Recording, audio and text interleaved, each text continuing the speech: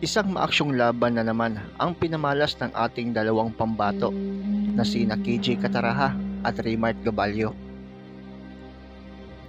Lumaban bilang undercard itong si KJ Cataraha kontra sa kapwa Pinoy na si Jun Blaso.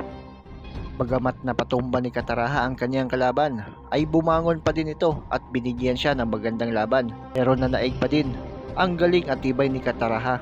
Nanalo siya via unanimous decision.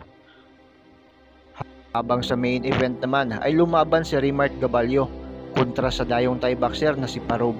Sa laban ay halos di man lang pinagpawisan itong si Raymart Gabalio dahil 36 seconds lang sa first round ay tinapos na agad ni Kabayan ang bakbakan.